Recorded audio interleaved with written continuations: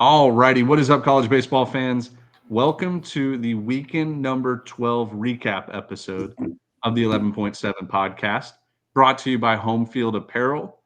Visit homefieldapparel.com. Get 15% off your order using promo code CWS25. You've heard me say it 25, 30 times now this season, but go do it. They not only have college baseball specific stuff, they have things for over 150 colleges nationwide. Mostly retro logos. They have hats, pullover jerseys, t-shirts. Just check it out. You might not want to buy right this second, but it's a great Father's Day gift. It's a great birthday gift, or if you just want to give yourself a treat and buy yourself something, they got what you're looking for. So 15% off using promo code CWS25. I'm rocking the throwback retro Auburn Bo Jackson jersey today. They gave it to us last year, and it was in honor of Auburn winning 2 out of 3 at Tennessee. Big time series win there for the Tigers. Um, Structure of the show. It is a weekend 12 recap episode. We're going to talk strictly baseball from this past weekend, how it shapes the rest of the season moving forward with 2 regular season weekends left. And it'll probably go SEC first, then ACC, then Big 12, Big 10, and then mid-major after that. That is the cleanest structure I can think of. Not pandering to the SEC or the ACC, but there are a ton of listeners from those 2 conferences. But guess what? If you're a Big 12 fan, just scrub forward in the episode about 30, 45 minutes. There was madness in the Big 12 this weekend. There was. Look, I mean, every conference is great. It's great to keep up with, but numbers-wise, most of our listeners are caring about the SEC or the ACC. I'm just being honest and transparent. But we will get to every big-time conference, including like the Sun Belt. We'll talk about the Big West, Conference USA. We do it all. Horizon League. Yeah. So just hang tight with us. We promise to get to everybody. There's a debate right now. Oh, by the way, Jack is not here today. Yeah, I mean, he found a house in Starkville. He has the head coaching job there. So yeah, breaking news: Jack DeLongshaw, head coach of Mississippi State. We'll get to the Bulldogs later on, but there is a debate. Like, what was the number 1 series biggest storylines out of the SEC? Was it Arkansas sweeping Texas? That's my opinion. Or did you guys want to start with Auburn Tigers beating Tennessee? Do you want to start with A&M's fun series against LSU? You guys work with me. I'll be point guard. I'll dish it out. Let's just knock out the elephant in the room. Who's the number 1 team in the country? That's a good question. Does Texas deserve to still be number 1 with the resume they put up before this weekend at Arkansas, or did Arkansas just wipe that away with 3 games? I think, honestly, I don't think you can overthink it. Texas had, what, a three-game lead in the SEC still? 2-game lead, maybe? 3. It's 2. I think it's 2 over Arkansas. I think the number 1 team in the SEC usually is the number 1 team in the country. That's just the point blank, just how it is. I think Texas showed the last month that they're the number 1 team in the country, no doubt about it. They go on the road to an Arkansas team who had a lot to play for. They've been struggling the last couple of weeks. They come back. They got punched in the mouth for, what, 3 weekends in a row, 3 week straight series losses. They come back at home against the number 1 team in the country, punched right back. So I think that just showed that Arkansas is really good. But I still think that Texas is the number 1 team in the country. It's 1 weekend. 1 weekend. That's a good question, and I think it's definitely up for debate. Pros and cons for me, both sides. Number 1, rankings do not matter still at this point. I don't even look at them.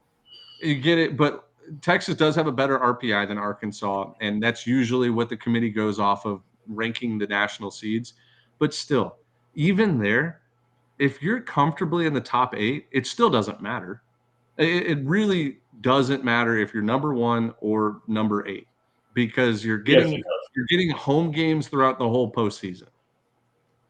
Fair? Yes, you don't want to face. You would rather face the number 15 or number 16 seed rather than the 8 or 9, the fringe national seed.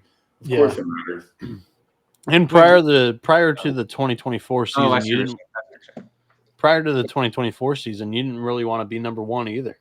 Yeah. You'd just run into the red hot 16 seed. That would Yeah, just take it out. but I think just from the purely just for the sake of argument, I think you can make an argument that blah blah blah X Y Z should be number one, but I think Texas should be number one. Just because they lost week, it doesn't mean you have to move them out. Their resume is just still the best. A week from now, the way that they lost, does that matter though? Because Arkansas killed them. I mean, what if? Okay, for example, what if it So was? who are the other teams in the conversation? I honestly, truthfully, don't look at rankings. I don't even know who's in the conversation right now to be number one. Don't act like that. Come on. LSU lost this weekend at Texas A&M. They're not number one. How are they going to jump Texas? Who else? Clemson. Clemson loses at Florida State. Yeah. I mean, you could, but even though they're still the number one team in the SEC by 2 games, nobody else. North Carolina didn't play. They're up there. They didn't even play this weekend. They're not jumping up to number one. In the last 5 years, how often has the number one team in the SEC been not been the number one team in the country? You know what I'm saying? If you're first place in the SEC standing, you're probably going to be the number one team in the country by 3 games. It's 2. Yeah. So anyway, yeah, that's the whole point. But it's like, Ben, to your point, or to your answer your question, how they lost. I mean, if it's 1-1 game, guy hits a grand slam, they lose 5-1. That was a close game. But if you're scoreboard watching and just box score checking, you're like, oh, they handled them. Same thing. If it was like 7-0 in the 5th, and they made an error, hit a grand slam, it was 11-0, and they get run ruled. It's like baseball is a crazy sport. It can get out of hand fast. It doesn't really show the whole picture if you're not watching the game and just box score checking. So at the end of the day, I think Texas very easily could have came out of there with 1 loss. We wouldn't even be having this conversation. But guy hit the go-ahead 3-run bomb in the 7th or 8th inning to take the lead in the shootout. So my takeaway from the series is that I saw what I needed to see out of Arkansas. I needed to see that bullpen had stabilized itself. It was good this weekend. I needed to see that the offense was legit, and there's no better test than a team with the number 1 ERA in the country coming to town. And I think that lineup's legit, and they're not going to have to play on the road in the NCAA tournament, at least to my prognostication. Like Ben said, I think they're a top 8 team. They're going to play a regional at home. They're going to play a super regional at Baum-Walker if they get there, and then you get the Omaha and all neutral site games. To me, their performance against that Texas pitching staff was good enough for me to say this is a national championship contender, and they're probably my pick to win it. I don't think that there's a team that stands out among the rest this season. I like the pitching depth that Arkansas has. I like that Zach Root just had a career day against the number 1 team in the country. I like that Gabe Gackle and Gage Wood look like a really good tandem on game 2. And Landon Beidelshees is one of the best number 3s in the country. So the Hogs are going to be tough for me to keep out of the honestly bracket finals in Omaha on my bracket. Just be careful getting too high in them. We've been here before. About how good Arkansas is. We've been here before. Yeah, I've been sucked into Arkansas teams before because that pitching staff has been talented, loaded the last couple of years. But yeah, I think I'm going to go right back there again. And I don't know if the offense has been this good. This is a top 5 offense WRC plus wise in the country. Right. No, they've been good. Now, I don't know if I said this on Thursday's podcast, but I think I did. But if I didn't, I'm going to re-say it. Everything in my body knew that Arkansas was going to win this series. Texas was like, everything was going so right for Texas. 3 one-run wins against Texas A&M. They really hadn't slipped up since like Cade Anderson got them on Friday night against LSU. But like since then, Texas was playing perfect baseball. Arkansas at home coming off 3 straight SEC losses or series losses. It's like, I don't know everything about this sport, but usually the tides shift at some point in the season. And it was like Arkansas was at their lowest point and Texas was at their highest. Like they were going to meet and pass each other. So I wasn't as shocked to see that Arkansas. You know what? I did not say that on the pod because we recorded during the game on Thursday. Yep. So I didn't want to say it and seem like, oh, hindsight's 2020, but leading up to this week, it was like anybody that knew college baseball was like, Arkansas is not playing good. They're going to start playing good. Texas is playing really good. They're going to start playing bad at some point. So on another show, I was talking about how on the market, Arkansas had not moved at all, like throughout these 3-week stretch. And they opened game one as like a minus 166 favorite over Texas, and the Longhorns were plus 130. I was like, I'd call me square all you want. I'm going to bet the Horns, but I think Arkansas is winning the series. And they blew them out game one, and they take the series, and the final scores, like Dimitri said, weren't that close. But games 2 and 3 were closer than game one, that's for sure. Wahiwa Aloy will be in New York as one of the three finalists for the high. Oh, yeah, in Omaha now. I forgot. Yeah. He will be one of the 3 finalists for the Golden Spike. And that's just the Golden Spike's an offensive award. Let's be honest. I like that. But he's got the defense to back it up, too. He's improved a hell of a lot. I want to talk about. It's so good that I think this guy is probably one of the best players in the country, and that's just not even including the rest of their lineup that has been really producing. I remember last year, the defense has improved like crazy. Coming in from Sacramento State as a freshman, I remember like just reading through some reports and like not your typical DVH shortstop. I think he had made 17 errors or something like that in his freshman season at shortstop at Sac State. It was something wild, and it was like, wow. And then to see the leaps and bounds that he's improved defensively and also to hit at this level offensively, that's really cool to see.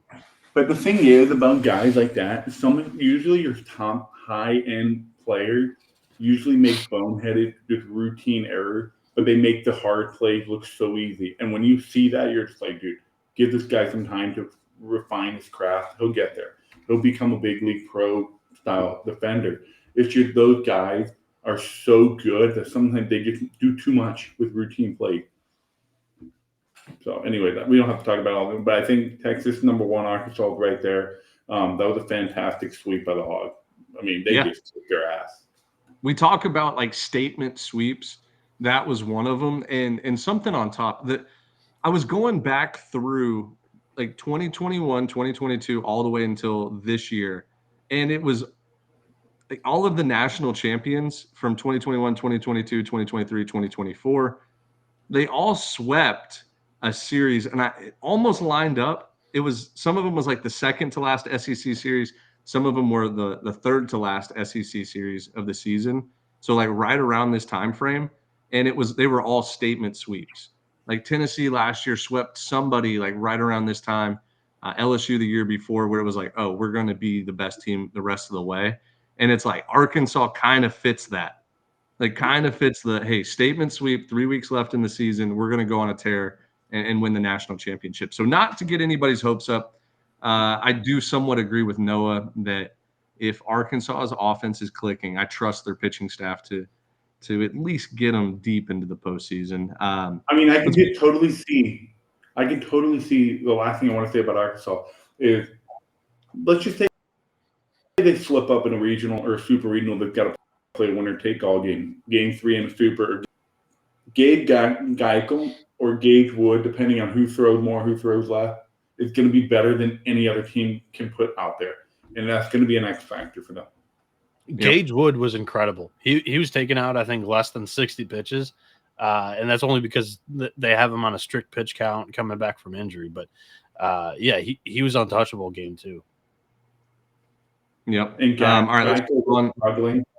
He was struggling, and then he is now, in the last 3 weeks, absolutely tearing it up. Yeah. Perfect. Texas A&M LSU. This was another, like, I don't want to say statement because I hate using that cliche word, but a must-have series win for the Aggies at home against a damn good LSU team that doesn't have a ton of weaknesses. It felt like Saturday after Ianson's 14 strikeout, shutout, complete game that LSU One got run, all one the run. momentum. Oh, you're right, 1 run. Complete game, 14 strikeouts. It felt like LSU got all the momentum back in the series, and like they were winning early in the game today, and I was like, LSU doesn't usually lose these type of games, but the Aggies showed a lot of fight.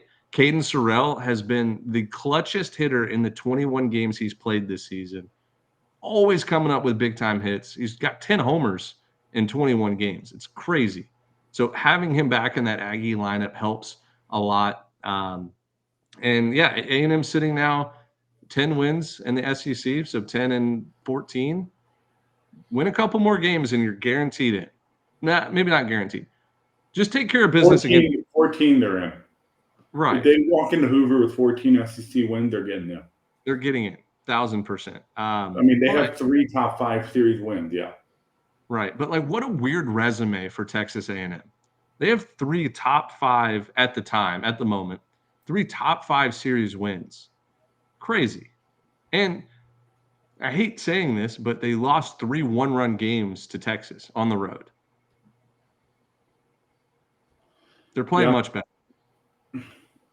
I don't have much else to say that other than to face a guy like Ianson, bounce back and find a way to win today speaks volume. Is there a higher? Sorry, D. No, I was just going to say, what's the kid's name that started today? He transferred from Long Beach, lefty for A&M. Miles Patton. Mm-hmm. He's been awesome on Sundays for Texas A&M. And it just reminded me, Ianson Saturday, where did he come from? The Big West. I was about to bring up today, where did he come from? The Big West. Seeing the West Coast getting poached like this and watching players make big time impact in the SEC and the ACC, wherever, just breaks my heart because I didn't know how good some of these teams could be if they could keep their rosters together. But it's just go to show you guys, all the SEC, the ACC people, the Big West is really fucking good baseball. Your teams are benefiting from these really good players. Is there a higher regarding compliment that you can receive from a guy like Jay Johnson than to be called Michael B. Jordan in the movie Creed going up against Drago's son? That's perfect way to describe Anthony Ianson's performance in College Station on Saturday. Huge, had to have it, down 1-0 in the series, and he went out there and shoved. Didn't even allow somebody else to come in from the bullpen and take that game from him. I want to share because I don't know, not everyone sees our Twitter or whatever, but this is the quote that Jay Johnson said, and one of you guys can read it if you want. I'll read it. I'll give you my best Jay Johnson impersonation. He's just one of those guys. I'm not going to read it in Jay Johnson voice. I'm not doing that. I'm not worthy. But he is just one of those guys who came into the program as a man. You can't bring little boys into a program like LSU and win in environments like this. That's a great team, a lineup. That's a great team and lineup over there. He has continued to get better with each outing in this environment, a hostile environment, and pitch like that. That's a competitor. He looked like Michael B. Jordan when he was going to fight Drago's kid in the movie Creed. There's no shot I was ever taking him out of this game in the 9th inning. He dominated the pitch count. He's not only a great pitcher, he's a killer out there. That's your Saturday guy. Pretty good. Coming out for Kate Anderson. Yeah. Who's going to beat them in a super regional? Well, I guess Texas A&M would have beaten them in a super regional style, but that's as good of a 1-2 punch as you're going to find across the country. Lefty righty too. It's not like you're seeing the same look. It's tough. Would you rather have this 1-2 punch or Paul Skeen and then whoever they had? Floyd. That LSU lineup was way better that year. So, but this year I think their pitching is better, to be honest. Look, this was one of those series that if you're an LSU fan, honestly, speaking from the heart here, blame it on the umpires and move on because the umpiring was awful. Like the whole series was awful, awful, awful. Blame it on the umpires. Don't read too much into the series. It's a tough SEC road environment. The credit to the Aggies too. If you're the Aggies, you're like, hey, you know what? We could have swept if the umpires weren't awful. Maybe you think that way. Both teams just need to move on. LSU has their eyes, and sorry, not their eyes. They have their sights set on being a top 8 national seed, and A&M has their sights set on being one of the most dangerous 3 seeds in the country this year. Plain and simple. Let's not read too much into the situation, and let's move on. Finish the last 2 weeks strong. Yep. One more thing I want to say about that series. I'm going to have to see Jace Laviolette go a little bit. I'm going to need to see it at some point. There's gonna be a moment. I mean, we were just before the show. We were watching some random regional game. Drew Gilbert was that guy for Tennessee for a couple years. He came up in every moment. Caden Sorrell seemed like he's going to be that guy to come up in the big moments for Texas A&M, but that's not their guy. Jace Laviolette is their guy. He's their first-round pick. He's the face of that lineup. He needs to get going because there's going to be a moment in postseason where he's got to step up, and it's going to be a big make-it-or-break-it moment. Yeah, and maybe that moment is to come. He just doesn't have that moment yet on this year's resume, so maybe he's due. But it's been the other guys behind him that have stepped up. So when he gets going, and we've seen him go on tears before, when he gets going, this team's going to be that much better. Yeah, you mentioned the other guys. I mean, Hensler's been a clutch hitter for them. Shot lately, the last 2 weeks has been big. But yeah, like this team, especially that Texas series, I said it on this show last weekend. They need clutch hits because the offense hasn't been like explosive, putting up 8+ runs every game like they seemed like they were last year.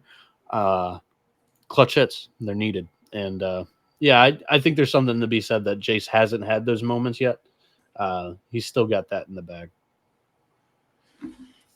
So, Ben, do you want to talk about the Auburn Tennessee series, or kind of just talk about the standings and move off the SEC? I don't know what you got on. No, I have some things written down that I want to get to. Like the Auburn Tennessee series was great.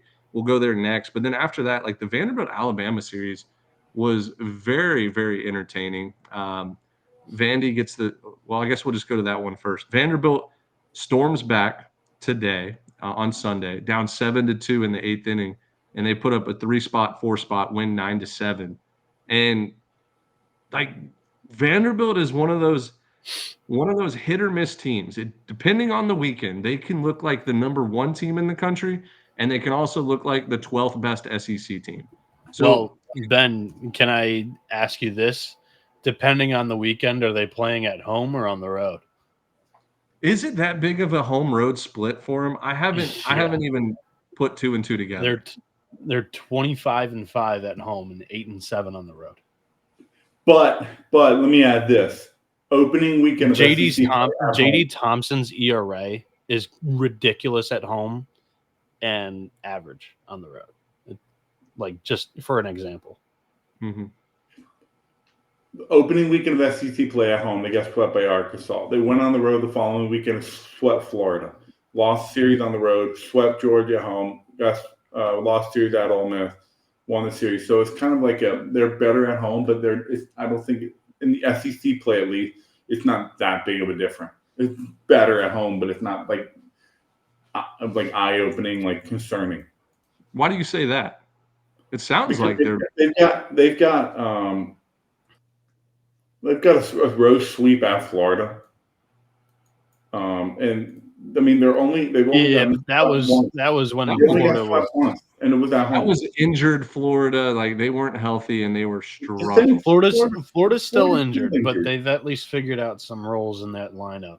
So yeah, I mean they got swept at home. I think Vandy is just a hit or miss team, home or away. It doesn't matter. Just week in and week out, you're not sure what team you're going to get. I don't know. Two uncompetitive games on the road at Ole Miss, 2 uncompetitive games on the road at Oklahoma. That's tough looks against 2 teams right in the middle. I wouldn't say Ole Miss was uncompetitive. I mean, I think one or both games was like really tight until the 8th or 9th inning. So it's just they just haven't been able to. I don't know. Whatever. I don't think it's that eye-opening or concerning. But they're going to be at home in regionals anyway, so that Alabama series win pretty much solidified them as a host, and now they can try to chase a national seed. Yeah, it makes sense. I'm a little worried about Alabama, and let me tell you why. So, like, credit to Vanderbilt coming back and winning the series and winning today's game, but it doesn't for you guys. Doesn't it feel like Alabama has blown some games they should have won, like throughout SEC play? And also, I'm looking at their schedule right now. Series after they beat Oklahoma March 28th through the 30th, 2 out of 3 at home. They've lost to Auburn, lost 2 out of 3 to Auburn, lost 2 out of 3 to Mississippi State, lost 2 out of 3 to LSU, sweep Missouri, but like the games in Missouri were fairly close. Like they were tied in the 8th inning with Missouri and scored 2 runs, win 7-5 on Friday, and then win 7-3 on sorry, it was a Thursday Friday series. Anyways, now they still have Georgia and Florida left, and both of those teams. Where did Noah go? Did he leave? I don't know, but he was talking like he could not hear when I talked or you talked because he would randomly just start talking. Did you notice that? Yeah, his Wi-Fi is probably bad. He'll hop back in. I think he was lagging. Let me ask you, like Alabama right now still has 6 pretty tough games left. Georgia and then at Florida, who's playing much better, and they're 13-11 in conference. Like their hosting chances are gonna dwindle, I think. Just if they go 3-3, if they go 3-3, win one series, lose one series, 3-3, that's 16 SEC wins you're hosting. I don't know if they'll go 3-3. I think they'll probably go 2-4. Hold on, you don't think they're going to win at least one game against Georgia? Yeah, I think they'll win one game both series. Like the back end of their bullpen has been not good.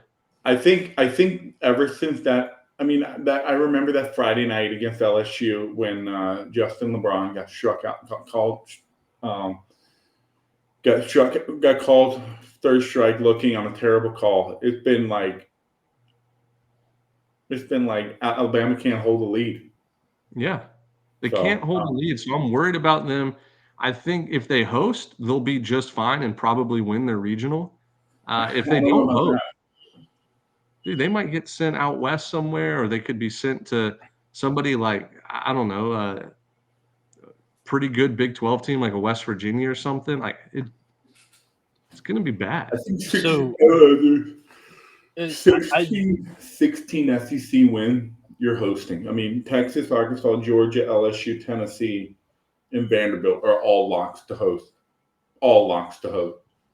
Tennessee is concerning though. I think they're gonna host, but dude, if they slip up 2 more weekends in a row, they're gonna be get sent on the road. They've got Vanderbilt at home, massive rivalry series. Then they go to Arkansas in Fayetteville. If they lose those 2 series, Tennessee might be on the road. They've lost 3 straight SEC series in 5 or 4 of their last 5. Yeah, my computer was bogging down as I was pulling up Windows doing some research, but I jumped in and Ben was talking about the back end of the bullpen, which he's not wrong, but this offense has taken severe steps back entering SEC play.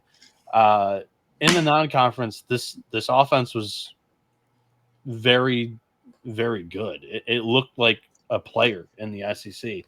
And guys, he's leading the team in at bats. Justin LeBron's hitting 229 in SEC play. Bryce Fowler 260. Brady Neal, SEC vet 241. Will Hodo 195. That's like who was coming into the season as the middle of the order. Shout out to Cade Snell. If I'm going to name the bad, list the bad.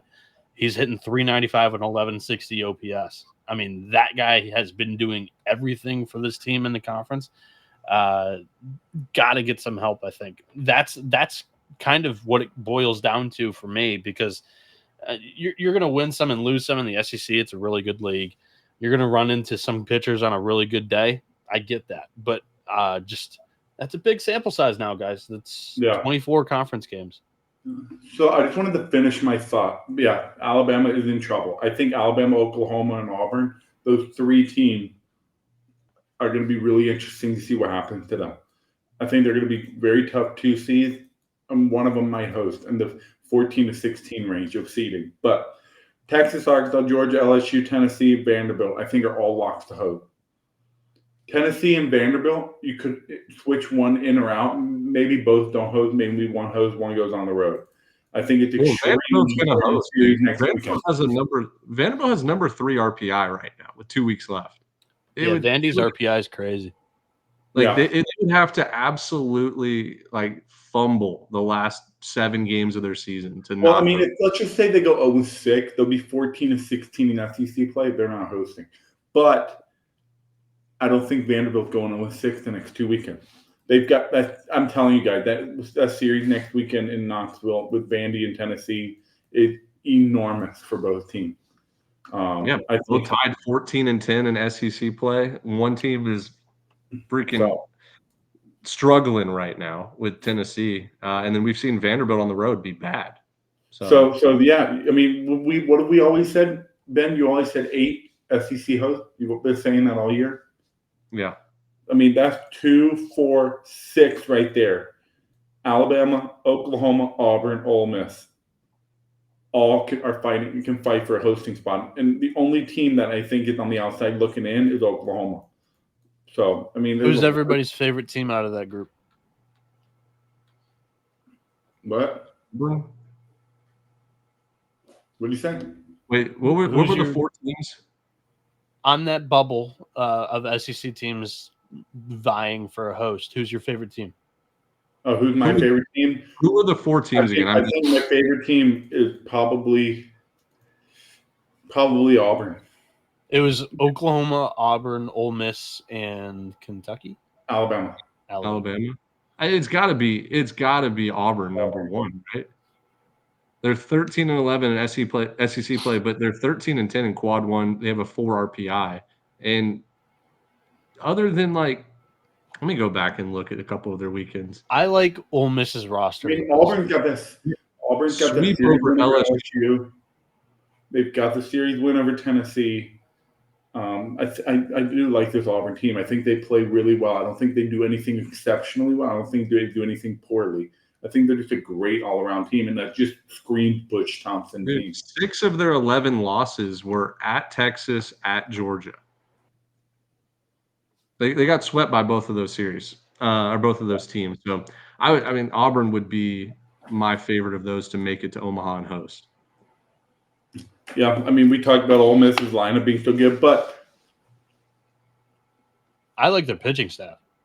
Well, let's just dive right into Auburn versus Tennessee now, because there was drama as far as the bottom of the first in game 1.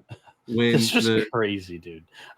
So I was in person at Michigan State and Oregon.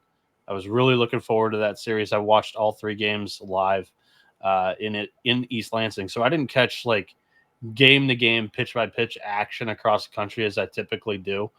But when I heard what the hell was going on in Knoxville, I'm just stunned. So they tried to move the game up. They tried to go first pitch at 6:30. Then they moved the game back to, I believe it was 7. An hour. They moved it to 8. An hour back. And the scene that I saw was absurd. How do you start that game? I don't know any other context other than that. Florida, South Carolina was similar. Give the background, because there might be some listeners that have no clue what we're talking about. Yeah, go ahead. I just wanted to. I was totally taken aback by what video I saw. Yeah, so there was rain in the forecast in Knoxville, and the home team head coach has say whether the game needs to be moved up or delayed or whatever. From what I understand, they couldn't move the game up because of there was something with travel or something along the lines of travel. Like Auburn wasn't going to be able to get there or something. I don't know. Auburn was there on Thursday. Yeah, no, that's now that I think about it and say it out loud, I don't know if that DM that I got was true. So disregard that, not factual. The point is, They start the game. Liam Doyle, probably going to be SEC Pitcher of the Year, maybe, maybe not. He throws the top of the first inning. Ike Irish hits a 2-run homer that there's some debate on whether it was actually a home run or just a ball off the wall. He gives up 2 runs, top of the first, and they were playing in just horrible conditions. It was a monsoon out there. I'm watching on TV being like, I can't even tell if that ball went over the fence or not based off a replay. It was so fuzzy. As soon as the top of the first ended, umpires say, we're in a delay. We're not going to. Dutton, who took the mound for Auburn, was tapping his foot in the puddle and said, "This, you need to check this." And the umpire comes out. So it immediately puts it into a delay. So I would say the biggest factor in the outrage of Tennessee fans is, hey, our starting pitcher got hot. He threw in the conditions, and now Auburn's starting pitcher doesn't have to throw in the conditions, and he doesn't have to get hot, then get cold, then get hot again like Liam Doyle would. So after the delay, the game was basically, Liam Doyle wasn't able to come back into the game. They play, what was it? Help me out here, Dimitri. How many innings did they play? They played. They resumed it at 10:15 or something. I'm confused with. Doyle had 2 hours of break. Mm-hmm. Yeah. How long did they play Friday night? It got into extras, right? And then they finished the game. Auburn won. Okay, they finished the game. I didn't remember if they finished it Friday or Saturday. Auburn won, and then they didn't play Saturday. They finished the game Saturday and then played doubleheader today. Liam Doyle came back through the 10th and 11th inning today to resume the. Hold on.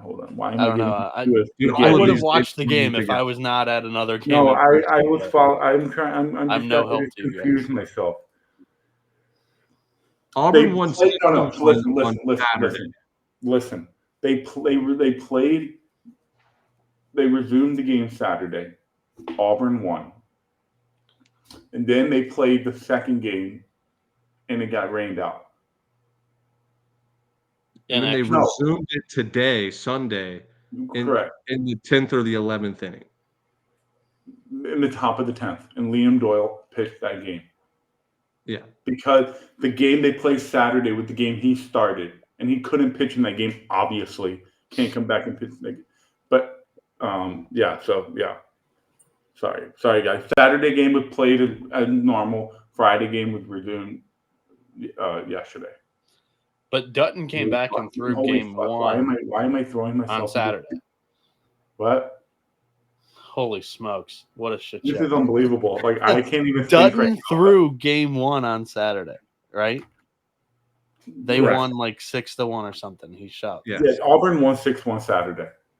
I'm pulling up the Tennessee while you guys continue to talk because I'm mad at myself right now. All of these days are running together now because we were watching SEC games starting Thursday, and I'm like, is it Thursday, Friday, Saturday, Sunday? It doesn't matter.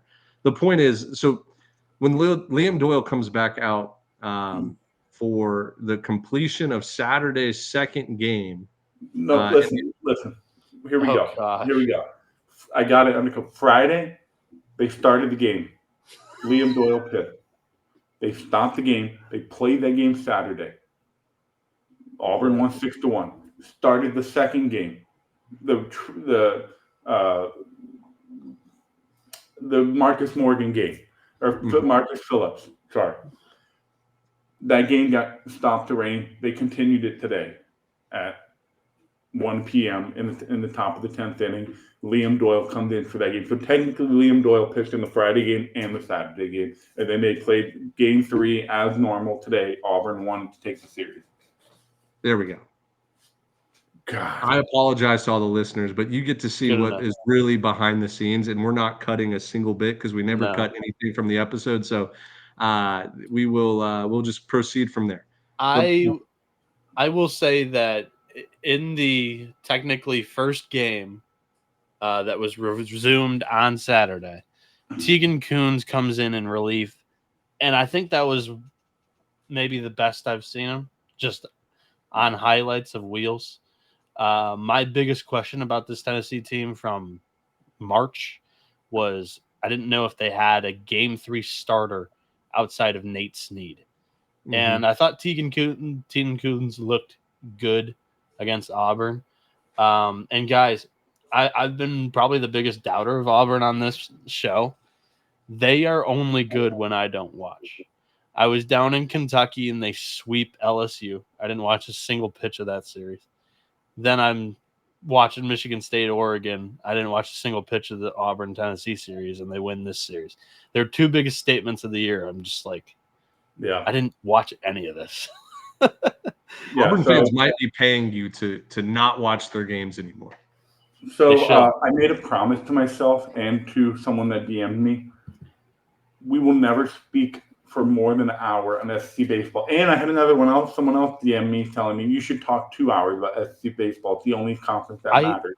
I heard there was a lot of people in your mentions that were saying, don't ever tweet out when Lucas Malstedt takes the mound again.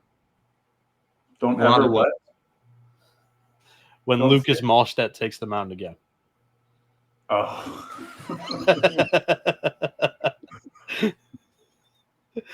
That was on Dimitri.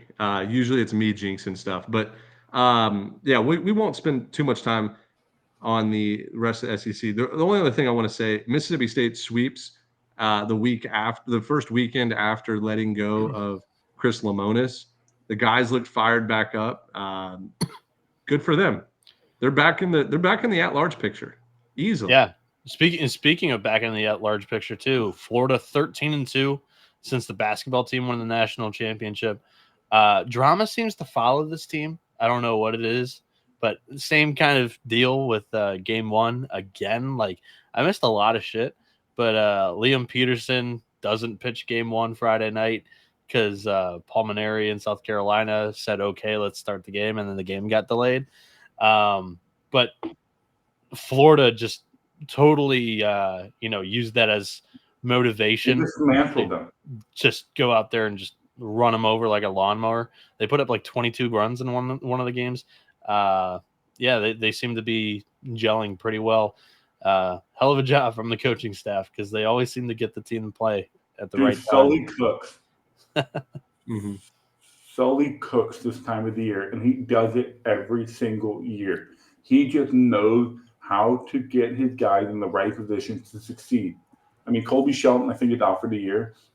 That Florida lineup looked like they didn't even miss him one bit. You think he's out for the year? I mean, dude, if you break your hamate bone or whatever, fracture it, yeah, you're pretty much done. And how much time do we have left? We have a month left of the season. A month and a half. If you go all the way. It's usually 6 to 8 weeks. So I wasn't doing the math in my head there. So yeah, you're probably right. So, but South Carolina, I mean, I think you can put them in the same category in Mizzou right now. They're that bad. Yeah, they look so unmotivated, so dead. It would surprise me if Paul Maneri, and I say this with all due respect, he's a national championship winning coach, future Hall of Famer. You can't bring him back next year. The experiment is done. The players aren't playing hard for him. Like, let's just get you a nice, good coaching staff for next year. I feel bad for Ethan Petrie. That guy deserves a taste or a chance to play in Omaha Super Regional year in, year out. That guy could have easily have left and transferred last year. He didn't. So respect to him for sticking it out and being loyal. But that team just looks horrific. They got dismantled by a 50% healthy Florida team. All right, let's move on from the SEC. We've said enough there. 45 minutes. Oh, I wanted to say one more thing about the SEC. I know this is ironic that I'm doing this, but Florida, 3 games they need to get in the postseason. Mississippi State, 4 games. Texas A&M, 4 games. Kentucky, 4 games. I don't know if all 4 of them are going to get in. No, I think 13 SEC teams are going to get in. I will make a statement that whoever has the same as or more SEC wins as Florida will get in because Scott Strickland, their AD, is on the committee. So anybody from Florida up will get in. whether you're tied with them in SEC wins or not. I'm already looking forward to the media narrative, though. Like, if there's a team that enters Hoover with 11 or 12 wins, oh yeah, this team needs 2 wins in Hoover, and they'll be in. I look forward. They'll keep bending goalposts until they can get know, everybody in. I know. But all right, let's talk FSU and Clemson, because as far as drama goes and excitement, this series had it all. And it got so good that both the Clemson fan base and the Florida State fan base both thought we at 11.7 hated their team the most in the country. It was so funny. Clemson fans begging us to tweet about them. We tweet about them. They blow the game, and then they're saying like we jinxed them. And so that was a fight at first. Was we're getting hundreds, or maybe not hundreds, dozens of replies to tweets and DMs being like, you never tweet about Clemson. You hate us. You only tweet about us when we lose. We tweet about them. They start losing after that. And then they're like, don't ever tweet about us. What are you doing? And the exact same thing happened to yesterday or today with FSU fans. FSU fans were like, why don't you ever tweet about us? We do all the time. And then we start tweeting about them, and they're like, don't ever tweet about us because you guys jinx us. So we were fighting internal battles with both fan bases, which we absolutely love because we don't hate either of those teams. We think they're both amazing fan bases, and we enjoy watching those teams. It was just the funniest thing seeing both teams coming at us like we're the bad guy. It's like, hey, focus on the other guy. My favorite on Clemson. Clemson, focus on FSU. Leave us. My favorite account used to be Pepe from Clemson, but now, like, since joining you guys, Spam Canarella, he's always there. So fun. Clemson Adam and Spam Canarella are all over our asses, guys. They're all over my ass. Like, I was tweeting a bunch the last 2 nights, and they were all over my fucking ass. Like, dude, leave me alone. I don't hate you guys. Do you really want me to tweet? Because I will. I gladly will tweet and jinx this team. I tweeted out a picture of Malstead Friday night and go, where dreams go to die, it's Malstead time. And it was just the most unbelievably picture perfect jinx ever. Florida State comes back to win it. Clemson fans were like, dude, literally go fuck yourself. This is the worst account ever. Don't ever tweet about it again. Next morning I wake up, or I'm getting ready to watch game. Tweet Clemson, tweet Clemson, tweet Cam Canarella, tweet Clemson. I'm like, all right, I will. They almost blow it again. Clemson takes the lead in the 8th inning and took game 2 to even the series. I was like, all right, we can do this again. If you asked me to draw up a college baseball game and how I wanted the game script to go, if it was game 3 of the College World Series, I'd say I want both teams aces on the mound. Give me 6 really solid innings. Both offenses kind of work their pitch count. 6, 7, 8 strikeouts. I'll take it. Then when we get to the bullpen and some better arms out of the pen, give the offenses some runs. Let's get this thing interesting for the casuals. Let's put up some runs. And then when it gets really tight and, bring in the closers, and all of a sudden, like, the best closer in the country gets tagged a little bit. There's so much tension in the building. You could hear a pin drop, and then all of a sudden, just like the pop of the crowd goes crazy. That's how I draw up that game. It really is. Outstanding play by Chufo to get out of the 10th inning, because Clemson very well could have lost there. It was a short chopper just over the pitcher's head to first base. But Max Williams was the guy. I mean, tying RBI and then game-winning RBI too, right? So I agree with all of that, Noah. And like the biggest thing that stood out to me with that series, because I watched almost every pitch. I was dialed in because I think last year set the precedent of these games are never over between these two teams. Yeah. Talk about cardiac Clemson and even more cardiac Florida State. When those bullpens start getting involved, and we know how powerful and explosive those offenses are, a 10-run lead means nothing. Last year, Clemson came back 3 times against Florida State, 6 runs, 10 runs, 11 runs, whatever it was. And so I was glued to my TV even when it was 10-0 today at Florida State. I was like, Clemson's going to make this interesting. Dude, they almost did it, right? It was like 11-9. And then Florida State just opened up a can of, hit that second gear. But the things that stood out to me, one, Cam Canarella, in my opinion, is the best defensive center fielder I've ever seen at the college level. Could not think of one. I tried researching it. Could not. Dude, I played with Kyle Lewis, who didn't make an error in 3 years at Mercer and would rob home runs and do all that stuff. Cam Canarella is better than Kyle Lewis out in center field. I will say it, and Kyle will probably text me because he listens to the show. I'm sorry, Kyle. This guy's a freak. The catch he made, it's I don't even know if it might not have been a home run, but it kind of looked like it was going to be over the shoulder, behind the back, whatever you want to call it. Was probably not even a top 5 catch of his career. Like I didn't jump out of my. Might even have been top 5 of the season. He's got a really good highlight reel. Right. And on the flip side, I don't know if I've seen somebody swing a bat as hard as Max Williams. You know what I mean? He's so full throttle, but like he'll even go the opposite field. It's the way he swings. His front side opens up so much at the end of his swing. It looks like he's so aggressively just ball to barrel or barrel to ball.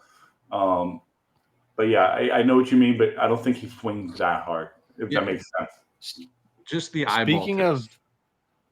Speaking of Cam Canarella, can we address a tweet also from this series?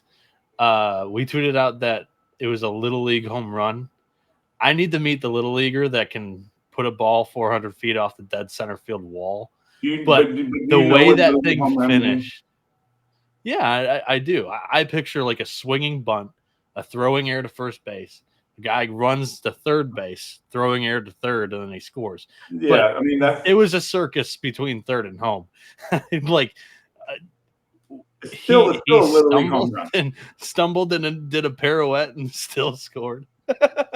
That was a very. Didn't they just call the game right after that and said like we're not playing anymore? Did they continue to play after that? Well, no, that was Saturday, dude. That was when Clemson took the lead. I know, but then they postponed the game like right after that play. Speaking of, they did. Speaking of, it was today. It was empty at Florida State, but I get it. Like the rain, it was like a torrential downpour. Dude. They were all up top under the roof. Where I was going with that though is South Carolina was empty this weekend. That was kind of embarrassing. South Carolina's been empty for the past 2 months. It's rough year. It's been empty since they lost or they got swept by Clemson. But Cam Canarella's not even having his best offensive season. He's having his worst season offensively in his 3 years at Clemson, but nobody really even batting an eye. Just defensively, I think he's making up for it, and if not more. So if Cam Canarella really heats up the next couple of weeks, Clemson might find themselves in Omaha for the first time in a long time. This is actually a good spot. I'm glad you gave me this segue. It's actually a good spot for Clemson, in my opinion, to get to Omaha because I know they're ranked high in the coaches poll, D1 baseball poll, whatever polls you want to look at, but they're sitting in 6th place in the ACC right now, kind of under the radar. You have teams like Florida State, NC State, Miami, who kind of have taken the limelight from them. We know how good Clemson can be. Like they're 9 guys that are all do their part and play baseball the right way. They're going to be just fine. Like they'll host a regional and they'll make a super. They're 37-12 this year. Like 10 of those losses have come in ACC play. They'll bounce back. Another prime candidate of the hot, cold, hot theory. Like there was nothing this weekend at Florida State where I was like, oh, this team's not good. It was, Florida State is just playing a little better right now. Clemson bullpen is concerning. Their game 3 starter too, right, D? Yeah, they're just Sunday in general is concerning. Florida State bullpen is very concerning. It's just I think both of those teams are going to eat. If I want to be dead honest, both those teams could be going home after regional. I mean, depending on who they get seeded in their regional, bullpen matter in the postseason, and they don't have bona fide superstar aces besides Jamie Arnold, Florida. Clemson doesn't really have one. Canuck was supposed to be that guy. He struggled a little bit lately. Clemson's struggling. I'm not going to say it on the show. Look at Canuck's road ERA. Is it bad? Really bad. I mean, it's really bad. I think I'm concerned about both of these teams. I think offensively they can compete with anybody, but dude, pitching in the postseason is gonna be a problem. Well, dude, these are the two teams you're concerned about? In the postseason, I'm concerned, yes. I mean, think about LSU in 2023. They didn't have a Game 3 starter or a bullpen. They also, I mean, did Clemson and Florida State have Thatcher Hurd and freaking whoever else coming out of their bullpen? Like, maybe we just don't know them yet, but I don't think so. Yeah, Clemson also doesn't have a Dylan Cruz, Tommy White, a Cade Beloso. Like that lineup's good. 1 through 9, they come up with clutch hits, but they fall down in games too much to my liking. They're playing from behind when you have your team's strength is the bullpen. The top two arms in Lucas Malstedt and Reed Garris are your team's strength. You can't afford to be playing from behind in 5 or 6 innings of a game. Like, give me North Carolina's pitching staff with either with Florida State or Clemson's lineup. I would feel much more comfortable.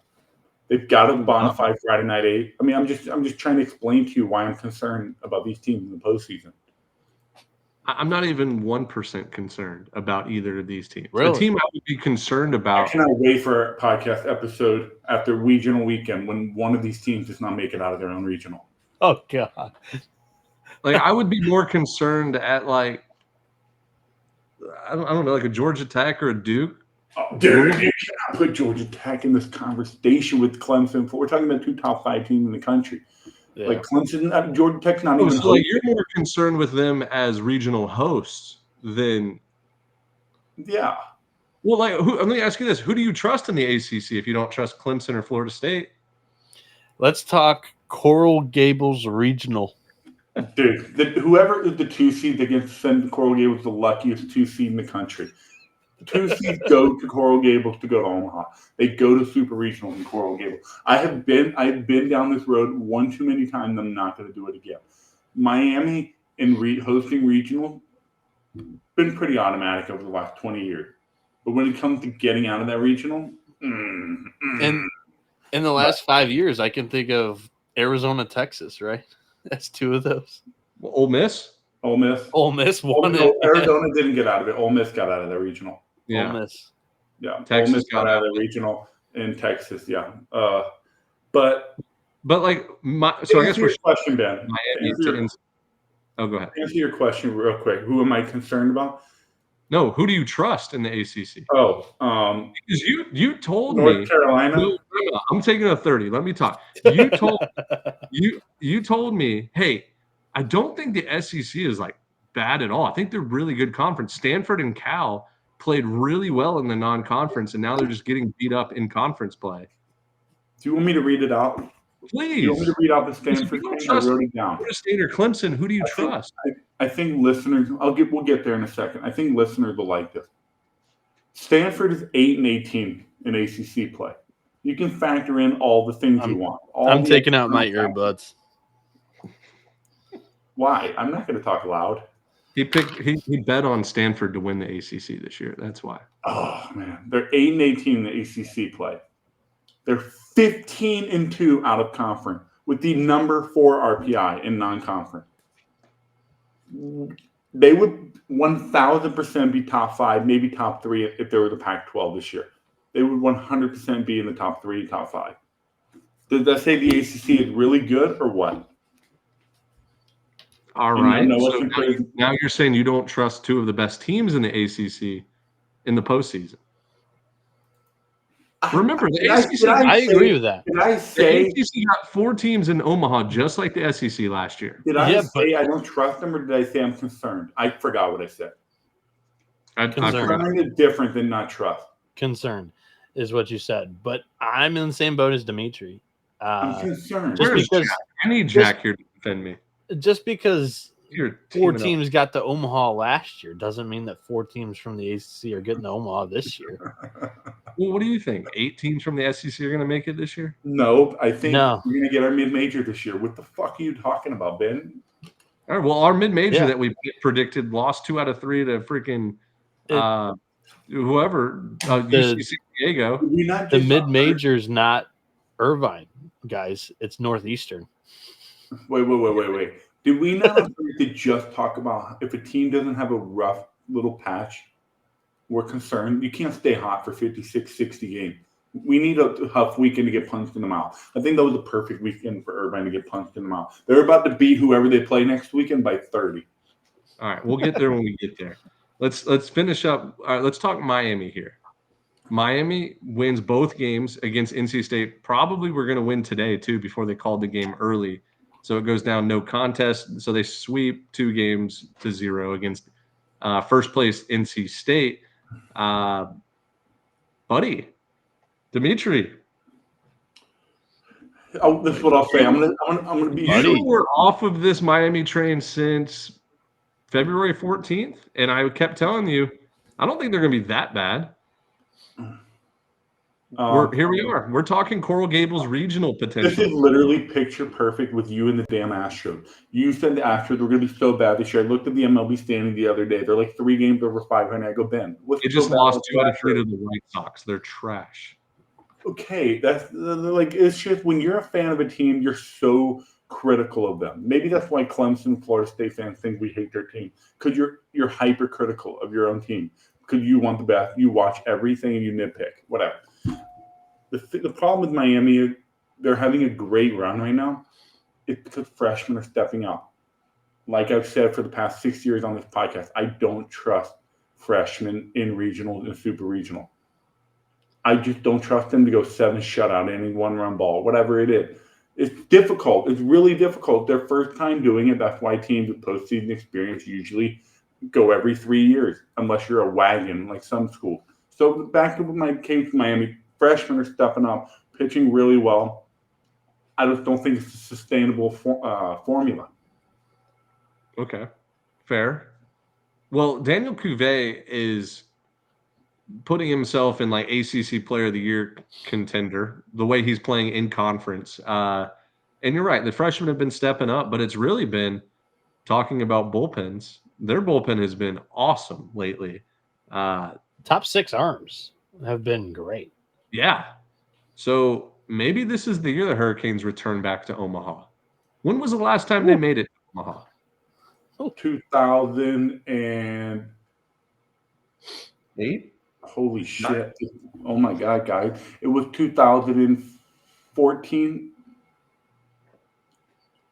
It was when Jacob Hayward was there. You're right. 2000, I want to say 2014, 2015. Hold on. Miami Hurricanes. It's been 10 years. Either 2 or more years. 2016 and 15. That's right. 15 and 16, they went to the College World Series. Yeah. Was it Alex Collins on those teams? Zach Collins. Was his name Zach Alex? Collins. Zach Collins. Zach Collins was on that team. Hayward's little brother was on that team. Who else was on that team? Well, it doesn't matter. Let's talk about this. Yeah, it's been a long time. So Miami has 25 RPI. They have at Virginia for 3, which I think they're going to slip up there. Virginia has to have this series to lower their 73 RPI just to get in the at-large category. And then they host Notre Dame, who's been playing really good baseball lately. Notre Dame has turned it around, won 2 out of 3 against Louisville, swept Cal, swept Stanford. So they've won 8 of their last 9 ACC games. So Notre Dame now has a better resume than Virginia Tech, who looked great this year. How do you think Miami finishes up those last 6 games? I think if they go 4-2 or better, I think they host. I think if they go win. First, they're probably going to be a 2 seed. If they finish the ACC 18-11, which means the 4-2 finish, not including what they do in Durham, this team will be hosting a regional. I just think if we are hot like this and you go on the road, you just saw what happened to Texas. They were smoking hot. They went on the road and got humbled quick. This Virginia team's on life support, 73 RPI. They can't afford literally every single game matters at this point. Shit, I don't know if the RPI calculate inning by inning if you win an inning, but if it does, Virginia needs to win every inning here on out. Yeah, that's how important it is for Virginia because it's interesting. Virginia's 11-10. They have that series Florida State canceled. So I think if 4-2 finish for Miami, they get in. But Notre Dame's hot, and Virginia got everything. So we'll see what happens. With 2 weekends to go, there are 7 teams in the ACC within 3 games of first place. Right now, first place is Florida State, 14-7, but they've only played 21 games, not 24. So they have a winning percentage of 667. NC State 652, North Carolina 625, Georgia Tech 625, Miami 609, Clemson 583, Duke 583. Who's your team that you think is going to finish this thing off? Florida State. They've played less games, so as long as they just finish strong, they should win the ACC or at least be the 1 seed in the tournament. Florida State's got at Cal at home versus North Carolina to finish the year. You know how that Cal team is. They've been randomly good for a game or two. So I think they could steal. I think they'll get a win this weekend. But you're probably right. It's probably Florida State, probably your best bet. But I think the winner of that North Carolina Florida State series the last weekend will be your ACC champion. What's Georgia Tech's remaining schedule? I'll pull it up right now. They have Louisville. Well, first, before Louisville, they have at Mercer. Real tough. And they've already lost that game this year, right? I know. No, they got there. The word's blown off. Yep. And then they host Louisville and then at Duke. Tough schedule. Yeah, I'd go Florida State too then. But you know what's crazy? Georgia Tech, they've been so bad last week, shows how good their first 5 weeks of ACC play were. So yeah, I think the ACC is going to surprise a lot of people and be really good in the postseason. But like I said, I'm concerned about a couple of these teams. Hey, I got a question about the ACC. What are we doing inviting all 16 teams in the SEC and the ACC tournaments? Like, why are we doing that now? It's awful. It's awful. It's to give – so, like, with the SEC, you're already getting 13 or 14 teams into the NCAA tournament. If you invite your 15th or 16th team into the SEC tournament with a chance to win an auto bid, now your conference has 15 teams. It's just for that slight extra chance. And also, I don't know. For Hoover, it could be like to give all the fan bases a shot to make the trip. But Stanford and Cal, I highly doubt they're going up to Durham, right? So Stanford plays at NC State the last weekend of the year. So they're going to play Saturday. They're going to get on a bus. Oh, well, shit. They can walk to Durham from Raleigh. So they'll be already there. They'll be chilling Sunday practice, hit some BP. Monday they'll hit BP in practice in Durham, and they'll be ready to go. Cal, on the other hand, plays Boston College at home in Berkeley. Hop on a plane. I'm assuming they're going to fly right out after the game Saturday night. It's both Cal and BC. They probably fly together. They're probably going to fly out straight to Durham right after the game, catch up on sleep, hit some BP, practice Sunday, same thing Monday, and then they're going to play a 6 a.m. Pacific time game on Tuesday morning in Durham. No, they're not. They're going to play the 9 a.m. game probably in Durham, which is 6 a.m. Pacific time. So I'm just sitting here like, dude, what's the fucking point? What is the point of this? Go back to your pool. That was better. I thought that was bad, but that's better than what they've got now. A 16-team single elimination tournament. Because you know what? The pool thing at least gave your bubble team 2 games against really good RPI team. Yeah. And you had a shot. And And the pools gave me an 80% betting system. Took that away from me this year. Wait, what do you mean by 80%? Oh, because you could see who was going to win, who was going to advance, and who couldn't advance. If a team already had one loss and they weren't the top seed in the pool, they just rolled over and died because I got you. Because they knew that they had no shot to win the tournament, so they threw off. That trend was like 80%. And if they were already in the tournament or already in a hosting spot, they really didn't burn anybody. They took it easy, got guys some work in. Yeah, dude, it was. I know exactly what Noah's talking about.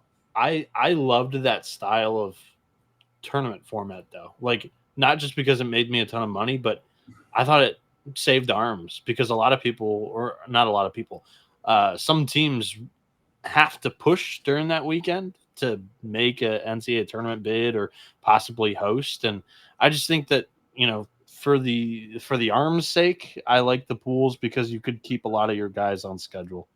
Selfishly speaking, though, I hated that format for one reason.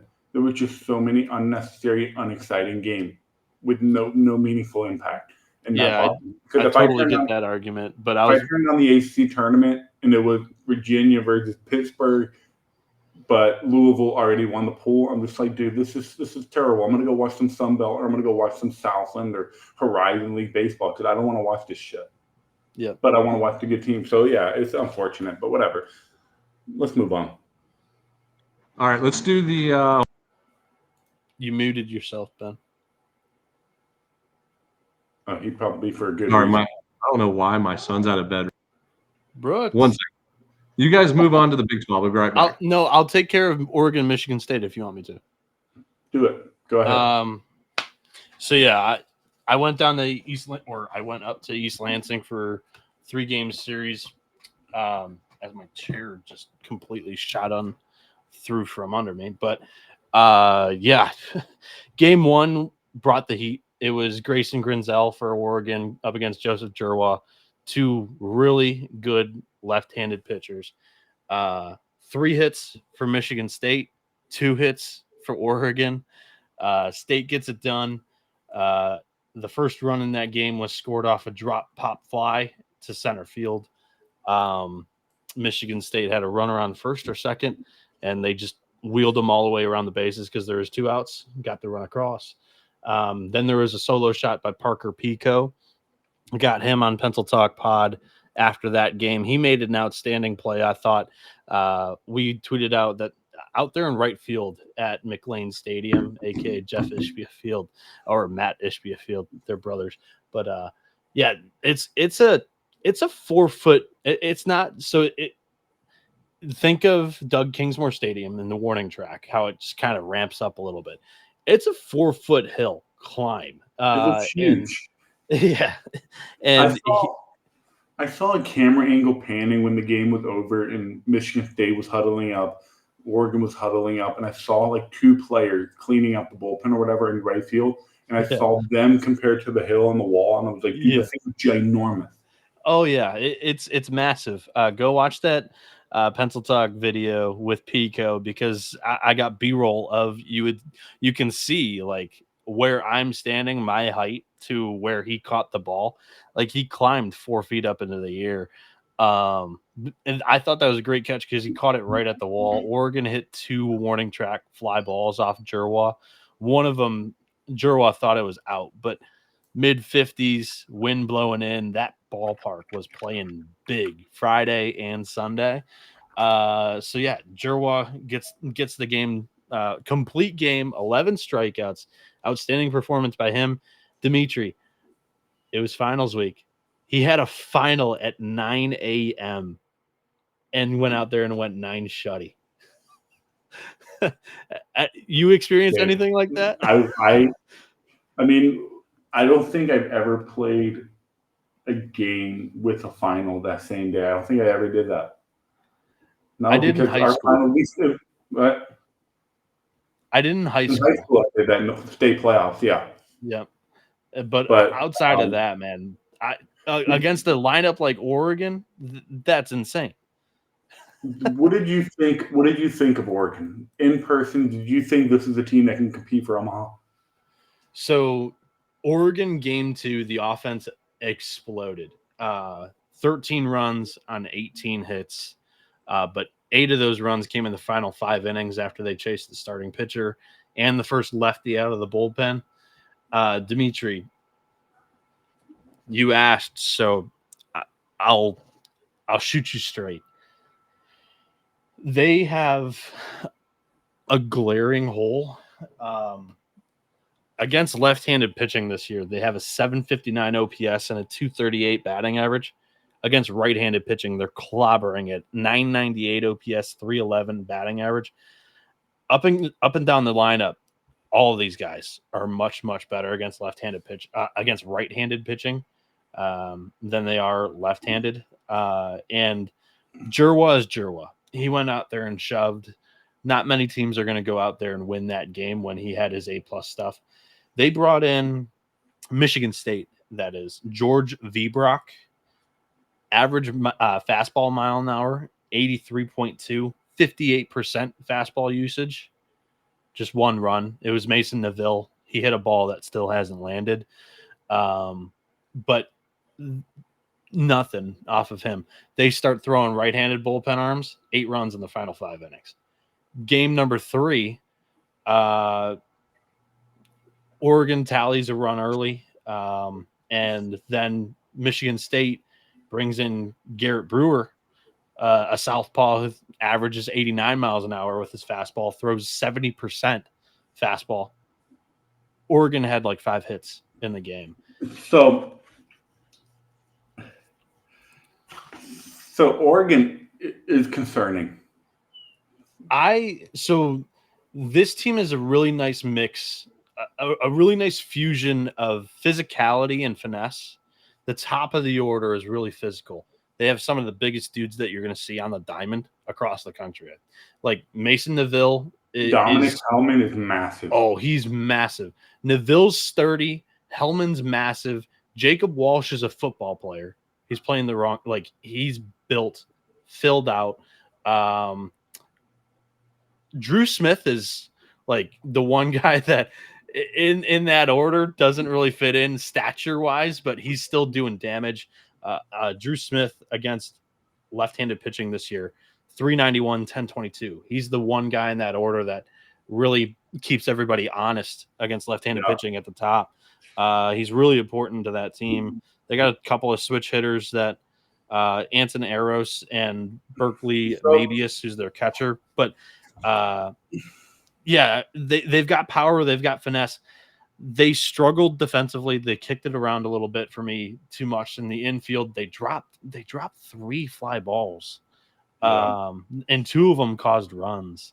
That's really tough. I mean, maybe it's just an off weekend traveling to the Midwest across the country for Oregon. But when you think of we can just go right into the Big Ten here. But before we do any of that, I want to ask Ben why he was smiling so hard when he came back.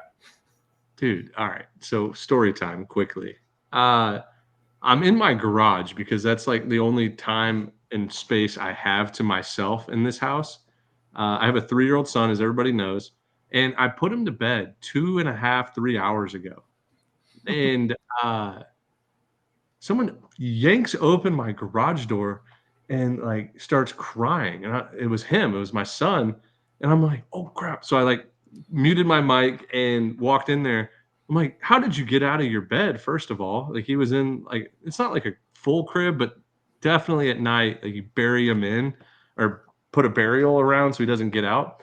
He said, I climbed out. I'm hungry. I want a peanut butter sandwich. And he's never asked that before or done that before. So I was just in shock, like a fever dream almost. It's midnight.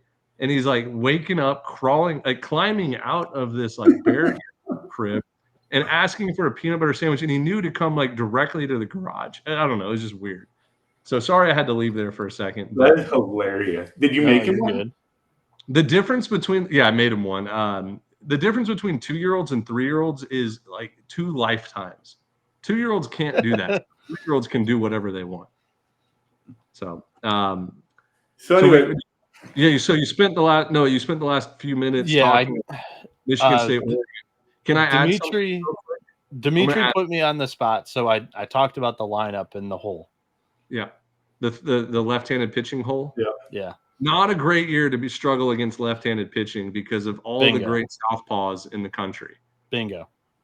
Yeah, and there's quite a few in the Big Ten to say the least too. Exactly. Caden Hunter, USC, Kate Obermuller, at Iowa. They just ran into Joseph Jurwa at Michigan State. Jurwa should be pitching at Vanderbilt right now, and I still don't know why he pulled out of the portal. He was committed to Vandy last summer in the portal. Pulled out from Michigan State. There's no way Michigan State paid him enough money. Like, I don't understand what happened. People forget about this, but going to the SEC doesn't always answer your prayers about the draft. Sometimes if you dominate your league, whether it's the Big Ten or the CAA or wherever, the Southland or Sun Belt, you dominate that league. Scouts still come to see you, and your numbers look better, and you can still get drafted very high, which he will. And that Oregon lineup against left-handed pitching this year, 28.7% K rate. Against right-handers, they're under 20. So drastic difference there.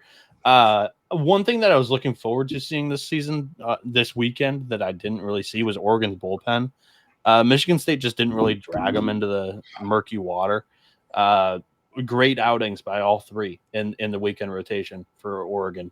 Grinzel goes complete game. He didn't get the ninth because Michigan State won it in the top of the ninth. But Grinzel was 8 innings, just 2 hits, 1 earned run because of the 1 dropped fly ball that scored a run. He had 9 strikeouts, only 2 walks. Colin Clark, 6 innings, 5 hits, 3 earned, 5 strikeouts, 2 walks. Jason Wright, 6'11". We have him on Pencil Talk coming in later in the week. 6.1, 3 hits, 1 earned run, 1 walk. He's been stellar in his last 4 starts since he came out of the bullpen. At the top of the order, my favorite story this week is both Neville and Jacob Walsh have known each other since they were like 10. They both grew up in the Las Vegas area, played travel ball together. That's outstanding. So Neville started his career in college at Arkansas. Probably was an easy recruitment to go play with Walsh, who now Walsh owns the Oregon program career home run. Neville's nipping at his heels. And that's a really fun race between 2 buddies. And from the way that I picked it up, Neville was over the series up until the 5th inning. He drops a fly ball in center field. There was a post-game interview that actually Oregon Baseball put on their own Twitter account.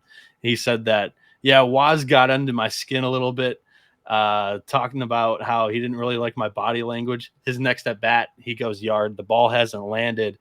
I was talking to you guys afterwards. Waz was talking to that team for 25 minutes after the game out in center field.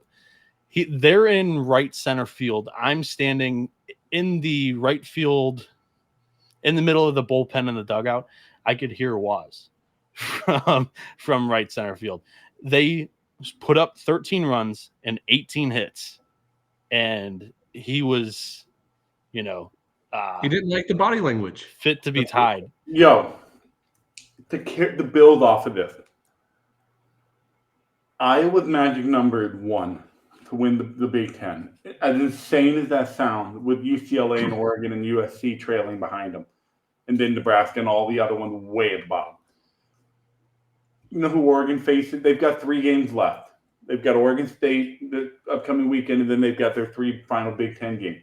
Friday night, they face Iowa, and Iowa has 3 games left, and they face Oregon at home. Kate Obermuller Friday night.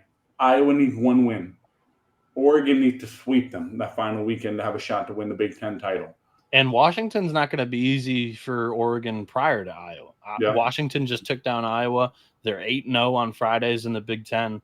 That's a talented squad over there too. But the Oregon squad really enjoyed the pencil. So Jack's got some good content coming out later in the week. Let's go. Yeah, happy to see you went out there and got to see that series. Let's segue that right into the Big Ten right now. I know we've already kind of talked about it, but the USC-UCLA series was – honestly, it wasn't bad for UCLA's RPI. Like they're still in the hosting picture. And then it really boosted USC's at-large resume to get in a much more comfortable position. They were road games technically for UCLA, but it was just right up the road for them. So like that's what helps their RPI. Caden Aoki was spectacular. Definitely one of the better Saturday guys in the country. He goes 6 or 7 innings, 1 run, no runs, 7 strikeouts. I still remember him from I think it was the first Pac-12 tournament in 2023. He threw like a complete game shutout in the semifinals as a freshman. His freshman year was really good. He was so good. And he's still doing it. I think he's somebody that can pitch in the big leagues one day. His pitch ability is very good. And it's like, I haven't watched too many Friday night games for USC this year, but if he's your Saturday guy, if they make a regional, he would potentially be going up against the number 1 seed regional host game 2. Keep an eye on that. He's one of the better game 2 starters in the country. Caden Hunter, their Friday night guy, passed my eye test. I was able to see him against Michigan. He dominated. The first month and a half of the season, he was almost untouchable. He was a JUCO transfer. For him to earn the spot over Aoki, like that Friday night role, was like a huge leap of faith and vote of confidence from Stankiewicz that I think he's also pretty damn good in his own right. Guy, I think Big Ten. So Iowa is not safe at all. They are on the outside looking in for the postseason. I don't know what's going on. Iowa's been playing unbelievable. They have played a weak Big Ten schedule. They got really lucky this year. You don't think they're safe? They're not if safe. If they win the Big Ten regular season, throw the RPI out the window. They will be in the tournament. The same thing happened with Illinois last year. Illinois was not in the 60s. They were, I think so. No. High 50s. I need to double check that. Dude, 60s is not safe. But I would hope the committee looks at Iowa and go, hey, I don't know what you guys did this year. Your IPI, whatever. You won the Big Ten and you play 30 conference games. You're getting in the tournament. You're one of the 64 teams. I think you deserve to be in the tournament if you play that well over 30 games in the Big Ten with UCLA, Oregon, USC, and Washington all boosting the conference even more. So, this is hypothetical. Like this whole situation we just brought up, hypothetical. But that would outrage me to no end. Like I would raise hell if Iowa wins the Big Ten regular season and doesn't get in the tournament. That would be crossing the line in my 30 games. You were the best team in that. And it's like, dude, and it's crazy because 2 through 5 in the standings are the 4 West Coast teams that just moved over. So, like to be ahead of UCLA, Oregon, USC, and Washington, it's not like they're not in the conference and it's Iowa, Michigan, Illinois, Indiana, Rutgers is the top 5. Like those are 4 really good teams right behind Iowa. So Dimitri, Illinois finished the year RPI 43. In the regional, they played RPI 11 twice and RPI 3. So, well, you can click on their ranking thing, and it'll show their RPI week by week. If you see rankings by week on the top on the team page, you can see what their RPI was after week 14. Okay, let's see. After week 14, they were 58. The show after conference tournament? Yeah, after conference tournament, they were 43.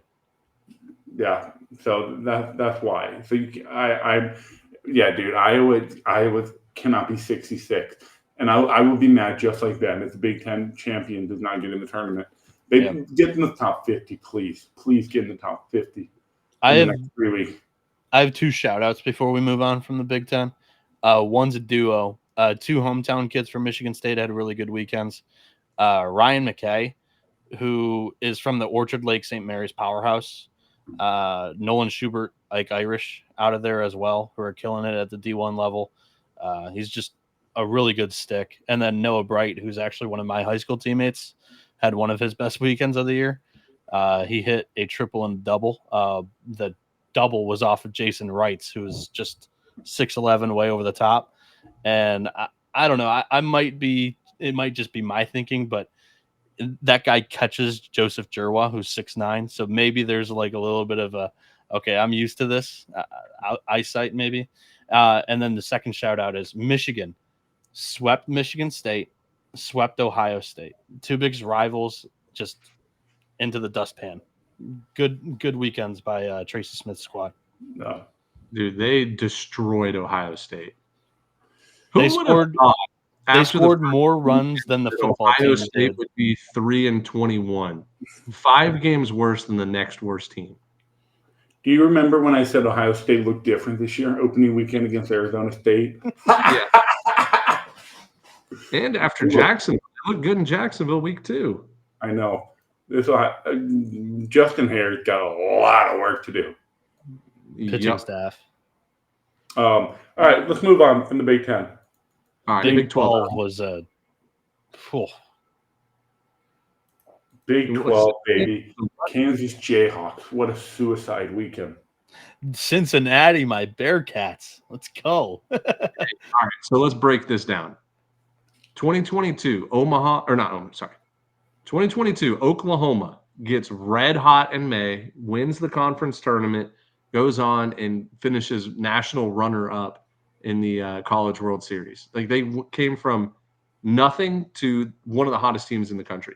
2023, TCU does the same thing. They get hot in May, win the Big 12 tournament, go on, make it to Omaha. 2024, same thing almost. Kansas State gets red hot in the month of May, comes from about 8th place in the conference standings to like number 4, and then they take that momentum, win the Big 10 or Big 12 tournament, and end up in a super regional. Cincinnati might be that team this year. The annual Big 12. Great. I've been screaming it though, like for weeks. This team has the pieces. They've got one of the best arms in the Big 12, and Nathan Taylor. He's top 3 in the ERA in the conference, and they might have the conference player of the year in Carrington Cross. And my oh my, did he have a day on Saturday? Double-digit RBI, 3 home runs, I believe. And yeah, I big believer in Cincinnati. I'm all the way in still. The Cincinnati, okay, I have not watched. I've watched maybe this weekend was the first time I really watched Cincinnati baseball against Kansas. Do they have a single first rounder? First rounder? No. Yeah. Kansas State had 2 first rounders last year, Culpepper and maybe it was one. That Oklahoma Hayden Graham. They had like 3 first rounders. Tyson Neighbors? He was third. Tyson Neighbors. Tyson Neighbors. I think he was a second rounder though. Or whatever. Anyway, my point is those teams were really talented. If there's going to be anybody, I mean, I think Oklahoma State could be your contender to really heat up. I know they lost to Cincinnati 2 weeks ago in that series, but if Oklahoma heats up the next couple of weeks, they have a loaded, talented, filled roster that's just been playing bad baseball. Oklahoma could be that team from the Big 12. I know you were hinting towards Cincinnati, but Dimitri, Nathan Taylor's probably your draft guy. He's a sophomore this year, so it's not the buzz draft year, but the way he's pitching right now, he's 6'5", mid-90s. Yeah, those teams that Ben mentioned all had some really high-end talent, so it's kind of hard to compare, unfair to compare to Cincinnati. But it's Bishop ball. You don't need talent. That's true. He prefers no talent. West Virginia's magic number is 3, gentlemen. Kansas choked the bed on their Big 12 title run. West Virginia's magic number is 3 to win the Big 12 regular season title. To Ben's point, I asked Bishel, I admire your coaching style at Central Michigan, still do at Cincy. Has the recruiting philosophy changed at all? And he was like, no, not really. Just still recruiting guys with energy that can hit an occasional bomb, but we're going to run the base pass like hell and make the defense make plays. Yeah, love that. That's it. So, looking at the Big 12 standings right now, you did mention that West Virginia has a 3-game lead on Arizona State, who's now popped into second place, 3 games back. And then Kansas loses all 3 games this weekend. Arizona, they actually played pretty well against TCU. We should probably talk about talk about that series. It was way lower scoring than I thought the first couple games. 2 comebacks too. Yeah, comeback wins, and they just play so much better at home. Like High Corbett Field, what is their home record this year? 23-4 this year. 23-4. You thought you were smart to pick TCU on the road in the pick'em. What is you doing? 23-4, and 2 of those losses were to Baylor. Yeah, Weird. but so the Colin McKinney start, that was a revenge start. The entire, I mean, he was a Baylor transfer, so yeah, chalk that one up for, Baylor showing up to play against their old friend. So this conference is interesting, guys, because we have a lot of bubble teams in this conference. This conference is going to be so interesting in 2 weeks because West Virginia, they're fighting for a hosting spot, and I think the Big 12 champion should be a host. So hopefully that plays out properly. Arizona State's been on a heater. They've been playing really well lately. Kansas had an unbelievable year. They're in. I mean, I think you can consider 5 teams as locks in the tournament. And then you've got Kansas State, Cincinnati, Oklahoma State. All their seeding go one of 2 directions the next 2 weeks plus the Big 12 tournament. So this conference could have 8 teams in 3 weeks. If I remember correctly, Kansas State has representation on the committee. No, I think it's off the committee this year. I think it was their first year off. I have it written down somewhere. But anyways, it doesn't matter. I think the Big 12 gets 7 teams in the tournament. That's my prediction. I think number. What? I like 7. I think 7's a safe number. If as long as Cincinnati or Kansas State don't fall off a cliff, their conference record should be good enough to get them in, like that bubble RPI and like the low 40s, possibly high 30s. The team that you mentioned earlier, Dimitri, Arizona State, you talked to me about them and you said, can't you just see them going into like an SEC regional as a 2 seed or even 3 seed and giving them hell? They have the talent. Mm-hmm. The talent is there. The Friday night guy is a stud. Ben Jacobs is money. So I would keep an eye on Arizona State too. And maybe they're the team that gets hot, wins the Big 12 tournament, and ends up in Omaha. Arizona State has series wins over TCU, Kansas, Utah, Texas Tech, BYU, Baylor. So, like, they've beaten some of the better teams in the Big 12. They lost the series to Arizona at home, but I think that series was one of my favorite series of the year. It was really good. And then they lost on the road.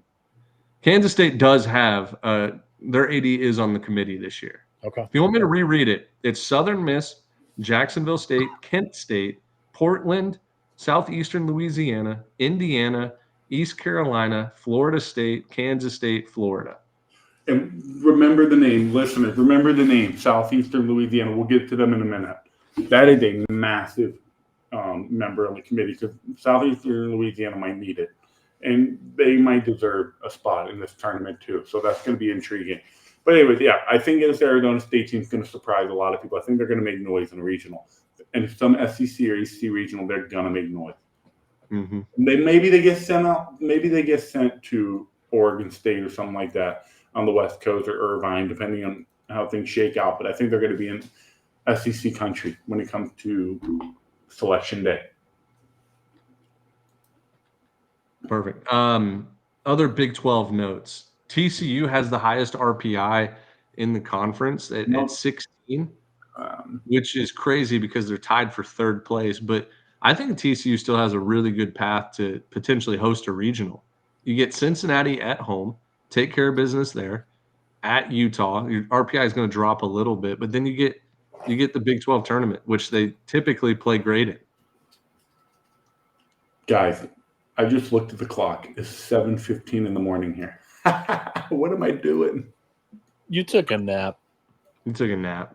I did. You have nothing to do to prepare for this. All right. So yeah, pre-show we watched an hour's worth of old regional highlights. So yeah, Dimitri's buzzed. We're good. I just want to give a shout out to two teams.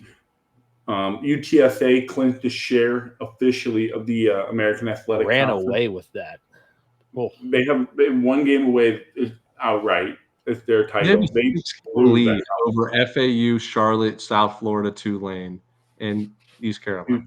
Dude, we have 2 full weeks left of regular season. They've already clinched to share the title. That's how dominant they were this year. RPI at 21. This team is safely in the tournament. But hey, I don't know. If they win that American Athletic Conference tournament, sweep the next 2 weekends, maybe you throw a bid to the committee for hosting purposes. I don't know where they'll host or what they'll do, but you never say never with this team. The facilities aren't there for them to host. Now they They'll might have to host at home. but there's a minor league team in San Antonio. Yeah, the Mission. So I don't know if they're on at home or on the road that weekend, but Alabama. Do we push announce home regional? Do we announce Operation San Antonio Regional? No, because it'll go to die. Yeah, when we talk about jinxes, we've done that I will quite not a few talk about times this year. We talked about Cal Poly. You saw what happened. That shit ended so fast. But before I even clicked the tweet button, that regional was dead. Irvine was a D1 baseball super regional host for about 4 days. God, and then Hawaii Operation Honolulu. Let's be honest, that was all for fun and games. Yeah, it's a day one. Regional got destroyed. Western Kentucky got swept by FIU right after we said that. So, shout out that UTSA. What a dominant season they ran through that conference. Gentlemen, East Carolina will not be making the postseason unless they win the tournament. Yeah, they're done. Yep. It's a one bid league. So I just wanted to give a shout out to UTSA, and also there's another team that magic number was one. Wright State, right? Wright State Raiders. Raider gang. They won. They won it. 7 straight seasons they've won the Horizon League. But there's one other team I said the magic number was 1. Who was it? West Virginia? Iowa. Iowa's magic number is 1, but that's not who I tweeted. I tweeted somebody else. I'll look through while you're looking. Wright State continues to just dominate the Horizon League. Alex Sogard, man, we were looking into his resume at the beginning of prior to the show beginning. He had been an assistant coach for just 2 seasons prior to taking over as the head man. He followed in the footsteps of Greg Lovelady and Jeff Mercer, and he has taken the program that they had kind of Jeff Mercer. Sorry, did I screw that up? I said Greg Lovelady and Jeff Mercer. Apologize if I did. But he's taken the program that they left in pretty good standing to new heights. I mean, what he's doing right now, and I think I maybe said this on the show a month ago when I saw them in person. I've seen better Wright State teams lately, but I really do believe that this is a hell of a coaching job by Sogard. The league's not strong, but very impressed because they went out and they challenged themselves in the non-conference too, and they didn't get embarrassed. They competed against Auburn. They competed against NC State. So and Ole Miss. Yeah. Ole Miss too. Raiders once again. Yep. The team that I was thinking of was Northeastern. Absolutely on a fucking heater, Joe. On a heater. 125 of their last 26. Magic number is 1 to win the Coastal Athletic, which was a year ago a 3-bid league if Coastal College Charleston didn't get hosed. Huskies pitching staff is a pitching staff that can get them to Omaha. Huskies, so I was thinking of this the other day. Ben, 2023, Oral Roberts got to Omaha. 2022, Oral Roberts was maybe better, right? Stat-wise, probably. Talent-wise, Northeastern had, I think, more talent last year, and they brought the pitching back, and Cam Maldonado came back, but they lost Mike Sirota. And this team has been even better record-wise, performance-wise on the field. They remind me a lot of Oral Roberts from a couple of years ago. Don't say that, because now I will be all over that train. Let's get Northeastern to Omaha. It'd be good for the Northeast. Yeah, Northeastern. Do not sleep Heads on up. them. To the SEC. Heads up, Morgantown Regional, because that's probably where the Huskies get sent. They'll either get in Morgantown, maybe Chapel Hill, somewhere on the east, on the northern. I'm praying they east don't coast. get Knoxville or something stupid like that. Yeah, I don't think Knoxville wants them coming there. Let's talk Sunbelt, because the Sun Belt, 3 teams that are dominating the conference, and then Louisiana Lafayette has jumped into the clear-cut number 4 spot, and then also like back in our mid-major top 25. Matt Deggs in May, they start playing really good baseball, and I think he finally tweaked the lineup enough and put the guys in the right position to be really competitive down the stretch. They're still on the outside looking in very deeply in the at-large picture, but that Sun Belt tournament, they can just win a couple games, they'll start believing.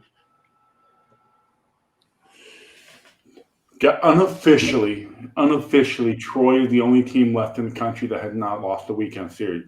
They just don't know how to sweep. That's their problem. Dude, Sundays have been a little shaky. They don't know how to sweep, but they're the only team in the country that has not lost a weekend series, including a series win over Coastal Carolina. So I think this conference is going to make some noise in the postseason. Those 3 teams are going to do damage. That's a great nugget, too, because Texas just dropped that series at Arkansas. It's now only Troy. Troy is, yeah. And dude, that's great for postseason, right? You just win 2 out of 3, you're going to make it all the way to Omaha. You need to win 3, though, in a regional, but yeah. Fair. You can win 3 out of 4. That works. Troy knows how to do that. They just don't know how to win all 3 or all 4. So Coastal running away with this conference, 2-game lead over Southern Miss. They've got what a shame. Shame that they don't play Southern Miss this year. I know, dude. What a shame. Troy and Southern Miss play each other. Troy and gosh, it's just the same as the A-Sun with Stetson and Austin P. Just crazy. Yeah, they don't play each other either. I did watch. I did watch some of the Southern Miss series. I don't know what it is about that team. I believe it was who hit. You're talking about Matt Russo? Russo hits the walk-off bomb on Friday. And then from that moment on, the Bats woke up and they swept a 500 Sun Belt team in Arkansas State pretty easily. They have – it's the same exact thing every single year. The Red Wolves were hot too. They came into that series rolling. Did you guys count out how many times you guys got tagged in one tweet by Southern Miss this week? Oh, that was great. That was hilarious. Kept trying to use their bat signal towards us. But my point stands that every year, and we're guilty of this, Dimitri, every year we're like, dang, Southern Miss lost a lot of pieces from the year before. Like, how are they going to replace, whoever? And then they just do it. They just do it. Like, it's the same exact thing this year. They're going to be a dangerous 2 seed. They're going to be a dangerous 2 seed wherever they go. Probably if Ole Miss hosts, they'll go to Ole Miss. If LSU hosts, they'll go to LSU. LSU will host. So they go to the same hosts every single year. But, I like this. What's his name, by the way? Tanner. What's his name? Tanner? Hall. Tanner Hall. Tanner Hall. They lost Tanner Hall. They lost Hurston Waldrop. They lost – and they just keep saying, oh, goodbye. We'll do it without you. JB that's going to go 7 shutty against you on Friday. Like, just JB Middleton. Yep. So, anyway, what I was trying to say with Coastal's got Monroe and Old Dominion left. Who was the clutch hitter last year, too? Danny Dickerson? Danny something.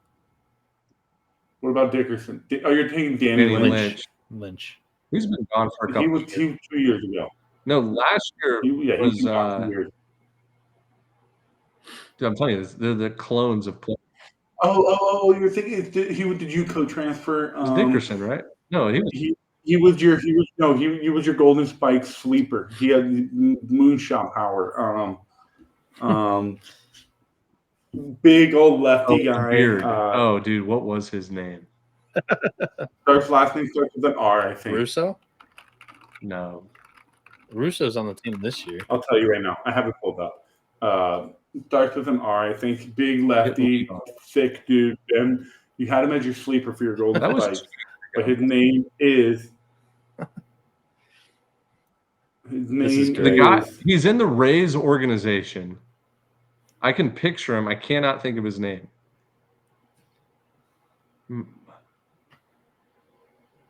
Matthew something. It's Matthew something. His name is not here. Was that the super team? 2024.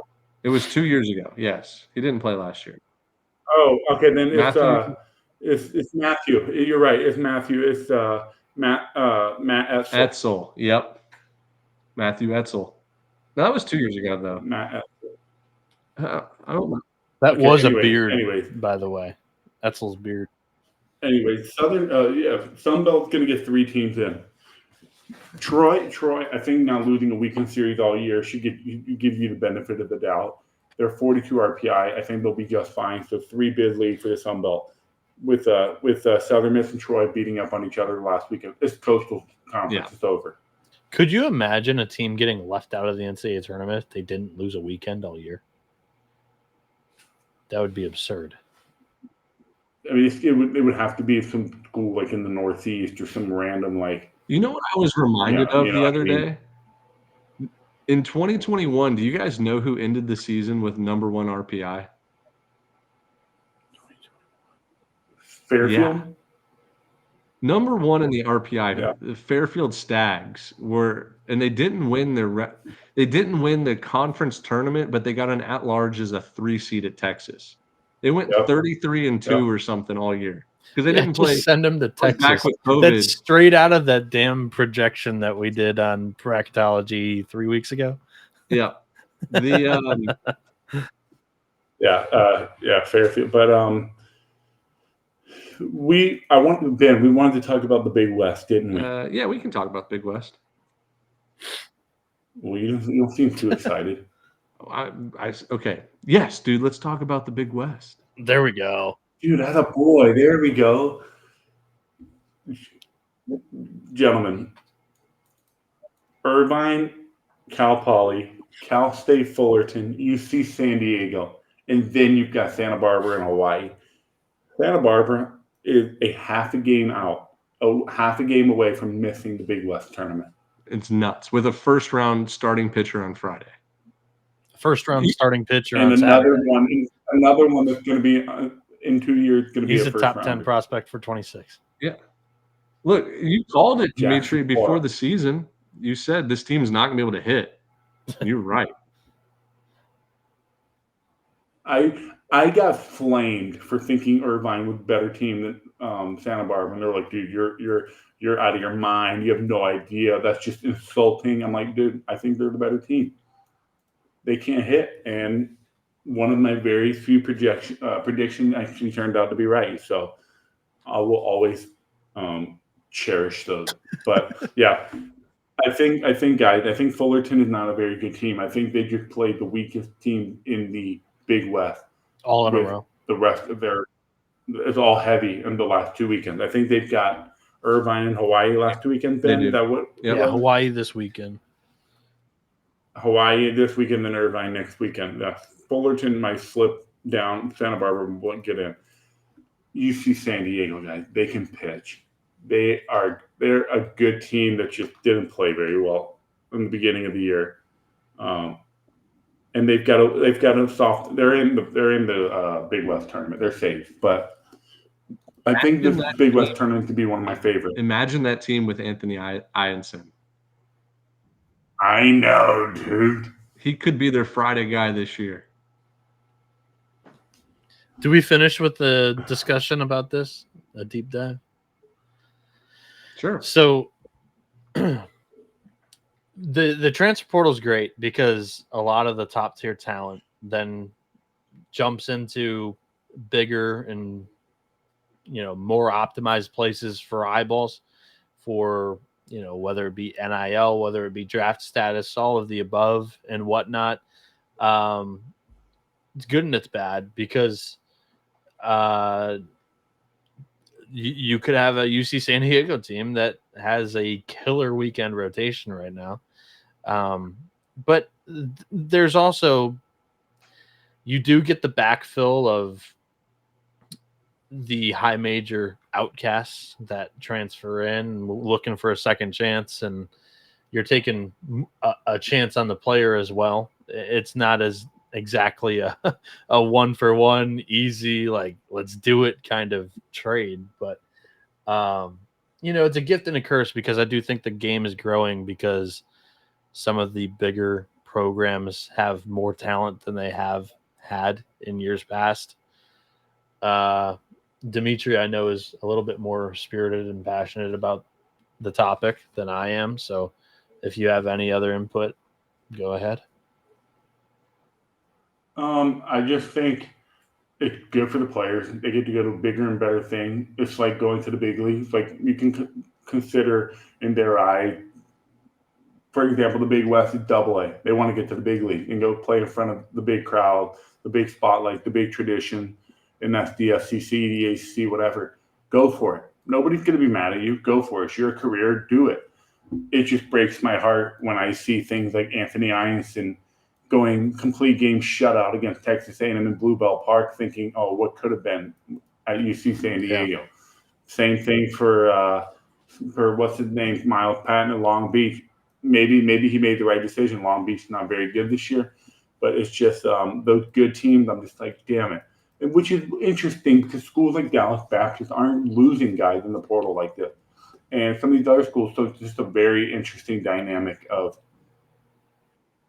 how do you keep these guys? But at the same time, you could make the argument, well, Einstein was never this good. He got this good because he got to LSU and worked with the pitching staff, all their resources that they offer to prepare for the MLB draft, whatever. So they get better. He was a collegiate national Team USA guy from the Tritons. But it's a unique situation there because they had the postseason ban.